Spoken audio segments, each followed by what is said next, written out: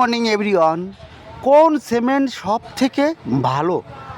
ঘর বা বিল্ডিং তৈরিতে কোন সিমেন্ট সব থেকে ভালো? বিল্ডিংয়ের ক্ষেত্রে সব থেকে গুরুত্বপূর্ণ হচ্ছে এই সিমেন্ট। আমরা টাটা টিএমটি বার ব্যবহার করছি, ভালো কোয়ালিটির বালি ব্যবহার করছি, কিন্তু সিমেন্টটাও কিন্তু ভালো চালকার। ভালো সিমেন্ট বা ফার্স্ট ক্লাস সিমেন্ট চেনার 5টি টিপস আছে, এটি ফলো করবেন। আপনি মার্কেট থেকে যে সিমেন্টটা কিনবেন সেই সিমেন্টের বস্তার গায়ে কিন্তু আইএসআই ব্র্যান্ড মার্ক থাকতেই হবে। যদি আইএসআই মার্ক না থাকে সে সিমেন্ট কোনো দিনই আপনি কিনবেন না।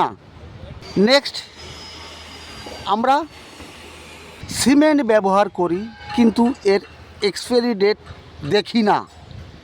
একটা কথা মনে রাখবেন, যে তারিখ থেকে সিমেন্ট ব্যাগ প্রোডাক্ট তৈরি হয়েছে সেই ডেট থেকে 3 মাস পর্যন্ত সিমেন্টের মেয়াদ থাকে। 3 মাস পরে সেই সিমেন্টের এক্সপায়ারি ডেট হয়ে যায়, সেটা ব্যবহারযোগ্য নয়। আমি অনেক জায়গায় দেখেছি বাড়িতে সিমেন্ট ঢুকাচ্ছে 50 বস্তা 100 বস্তা, সিমেন্ট থাকতে থাকতে আবার সিমেন্ট ঢুকাচ্ছে, যে পুরনো যে সিমেন্টের উপরে আবার লোড দিয়ে দিচ্ছে। আর নিচে যে সিমেন্টটা আছে সেটা কী হবে? সেটা তো 6 মাস হয়ে গেল, সেটা তো এক্সপায়ারি ডেট হয়ে গেছে, সেটা ব্যবহার করলে কী ক্ষতি হবে জানেন?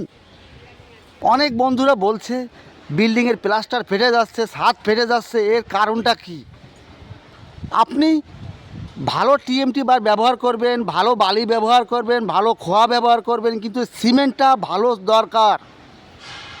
এই জন্যে সিমেন্ট যখন কিনবেন প্রথমে আইএসআই যে ব্র্যান্ড মার্ক ওটা দেখবেন, তারপরে এক্সপায়ারি ডেট দেখবেন, এরপরে একটা বস্তা আপনি খুলবেন, সিমেন্টের বস্তা খোলার পরে সিমেন্টের বস্তার ভিতরে হাত ঢুকিয়ে দেবেন।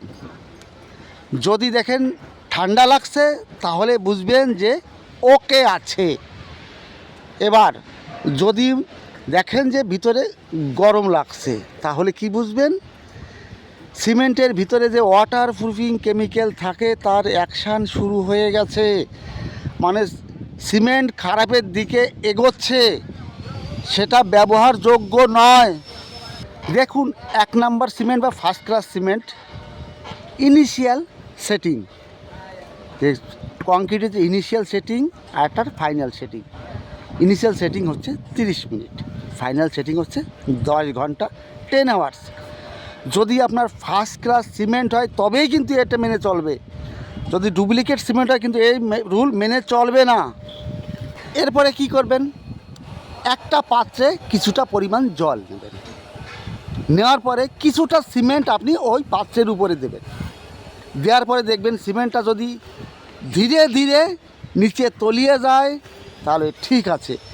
যদি সিমেন্ট দেওয়ার সঙ্গে সঙ্গে তলিয়ে যায় তাহলে বুঝবেন সিমেন্টের কেমিক্যালের অ্যাকশান শুরু হয়ে গেছে, এ সিমেন্ট ব্যবহারযোগ্য নয়। অনেকেই দেখেছি পয়সার গরম আছে, দোকানে গিয়ে সিমেন্টের চকচকে বস্তা দেখে কিনে নেয়। ডিলার্স যে এজেন্সিরা থাকে তারা বলে এই সিমেন্ট ভালো, এই সিমেন্ট নাও। মিস্ত্রি বলে এই সিমেন্ট নাও, এই সিমেন্ট ভালো।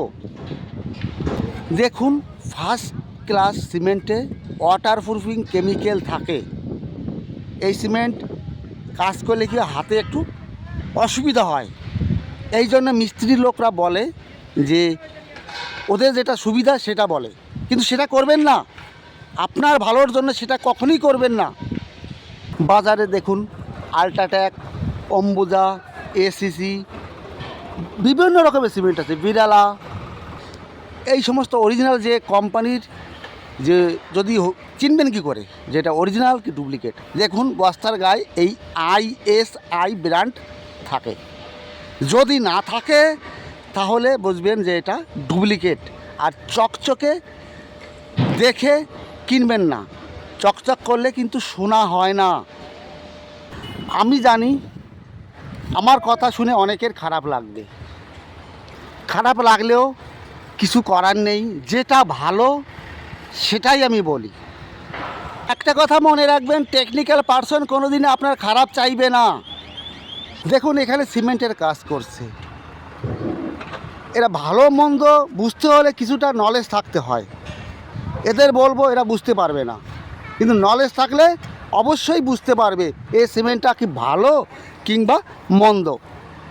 আর একটা জিনিসের উপরে ধ্যান রাখবেন, খেয়াল রাখবেন যে কংক্রিট যখন আপনি করবেন ছাদের জন্য মিনিমাম রেশিও থাকতে হবে আপনার M20 গ্রেডের।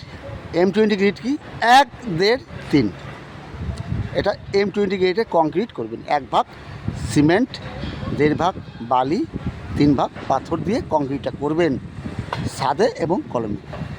এবার এর থেকে যদি একটু ভালো চান তাহলে আপনি কি করবেন, 1, 2, 4 এইভাবে ব্যবহার করবেন M25। বিশেষ করে সিমেন্ট গুড কোয়ালিটি হলে কংক্রিটের কোয়ালিটি কিন্তু ভালো হতে বাধ্য, এই জিনিসটা খেয়াল রাখবেন। আর সিমেন্টে কেমিক্যাল থাকে, তারপরেও আপনি আলাদা করে ওয়াটারপ্রুফিং কেমিক্যাল নিয়ে আপনি কংক্রিটের কাজ করবেন। যদি ভালো লাগে অবশ্যই কিন্তু কমেন্ট করবেন, অবশ্যই কিন্তু একটা কমেন্ট করে যাবেন। কমেন্ট করলে বুঝতে পারবো বন্ধুরা আমার সঙ্গে আছে।